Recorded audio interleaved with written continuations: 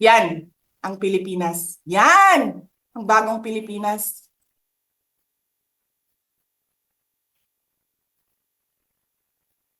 Kriminal ang speaker.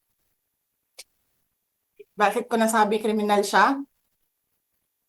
Basahin niyo yung kaso niya sa United States of America. Sinungaling, presidente. Double whammy pa. Hindi lang siya sinungaling.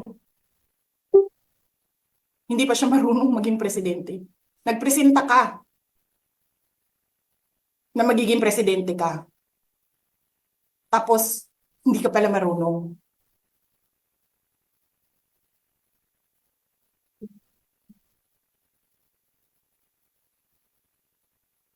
Sarap-sarap ng kain ninyo, buffet, dyan, dito, sa House of Representatives. Alak, lahat. Lahat ng juice, lahat ng mamahaling wine.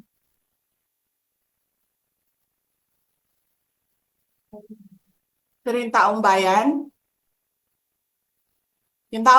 na pinamisan ninyo ng 20 pesos na rice,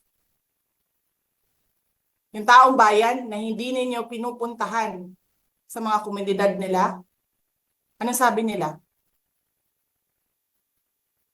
Asin lang okay na mi, anad naman mi ana.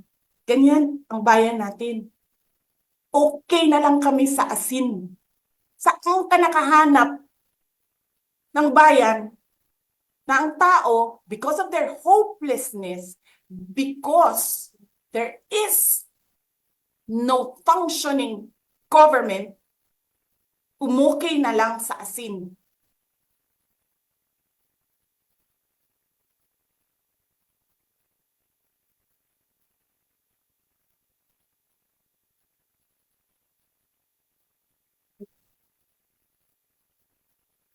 Buti na nga lang, abogado si Attorney Lopez eh. Kasi alam niya kung ano sasabihin niya doon sa mga pumasok sa kwarto niya. Na take note, nagnakaw pa ng cellphone. Saan ka nakahanap?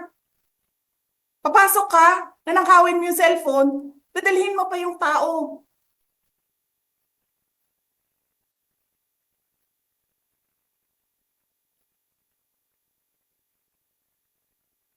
Diba? Princess, you're raising your hand.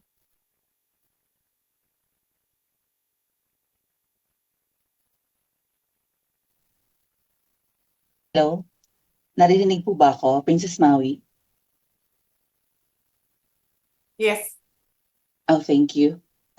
Good morning po, Madam Vice President. Thank you so much nga po pala sa dala niyong hopya nung hearing na pumunta kayo for PRRD. Kami yung nasa likod niyo po, yung tinawag nilang bastos kasi pumalak pa kami because of Congresswoman Cardema. Ayan. Thank you, ma'am. Nakakain kami. Ako po ay natatakot kumain ng pagkain doon baka mamaya. Ma'am, mag-iingat po kayo. Nasa teritoryo kayo ng kalaban. Okay lang Nag-aalala po kami para sa ma'am, kasi sila naman nauna eh. Sila talaga yung bastos eh. You reap what Opo, you sow. yeah. Mag-iingat po kayo kasi sa dinami-rami po ng inyong mga pasabog ngayong gabi, it seems like marami po talaga kayong alam about them, no? Dahil sa pagkakasama niyo sa kanila during the campaign and during the 2022 elections. Baka po mamaya kasi totoo yung mga naririnig namin or yung, I don't know if it's true, na meron daw silang Operation Romanovs and baka bala kayong ubusin ang inyong pamilya dahil hadlang kayo sa kanilang mga balakin in the future. So mag-iingat po kayo. Kami po kasi kami ng EDSA Friday Group, kami yung bumababa every Friday dyan sa EDSA because we believe yan yung tamang venue sa dinami-rami na ng problema natin. Ang kaya lang naman po namin gawin ay manawagan na bumaba na yan. Ano po kaya ang remedy naman ninyong mga nasa posisyon or ng mga kayang labanan itong napakarami na pong ginagawang korupsyon at krimen laban sa taong bayan? Ano po ang pwede nyo maging remedy para matapos na ito, lalo't nagsisigaw na po ang taong bayan na mag-people power na?